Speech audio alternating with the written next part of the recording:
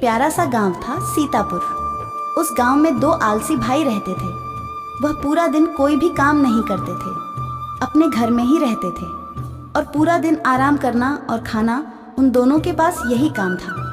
कुछ दिनों बाद उनके पास पैसे खत्म हो गए तो दोनों भाई बैठ के बात कर रहे थे कि क्यों ना भैया हमारे पिताजी का जो दिया हुआ खेत है उसे बेच देते हैं।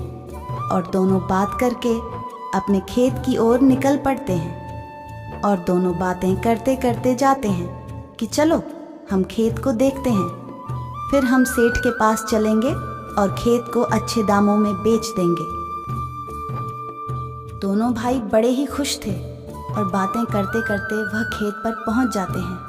और फिर खेत पर पहुंच के, यह देखो गोपाल, यह खेत हमारा है, बहुत ही बड़ा खेत है, तो इसका हमें सेठ बहुत अच्छा पैसा भी दे देगा। तो हम दोनों सेठ के पास चलते हैं और सेठ से बात करते हैं हमारे खेत को बेचने के लिए। दोनों भाई सेठ के घर की ओर निकल जाते हैं और गोपाल बोलता है कि भैया आप ही सेठ जी से बात करना सही से, क्योंकि आप बड़े हैं और आपको पता है कि हमारे खेत के कितने पैसे देने चाहिए। और वह चलते चलते सेठ के घर पर पहुंच जाते हैं और सेठ के पास जाकर बोलते हैं, सेठ जी आप हमारा खेत खरीद लो, हम आपको अच्छे दामों में दे देंगे। हमारे पास पैसे खत्म हो गए हैं तो आप हमारा खेत खरीद लो।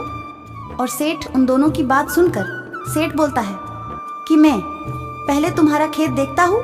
और सेठ खड़ा हो जाता है, फिर मैं तुम्हें बताऊंगा कि मैं तुम्हारे खेत के कितने पैसे दूंगा। और वह तीनों खेत की ओर निकल जाते हैं।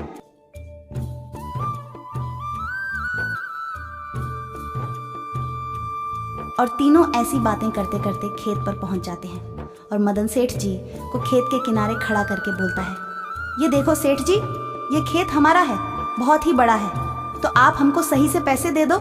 और सेठ बोलता है, ठीक है, मैं तुम्हें अच्छे पैसे दे देता हूँ। और सेठ दोनों भाइयों को पैसे दे देता है और बोलता है, आज से यह खेत मेरा हो गया और अब तुम दोनों यह पैसे लेकर अपने घर चले जाओ।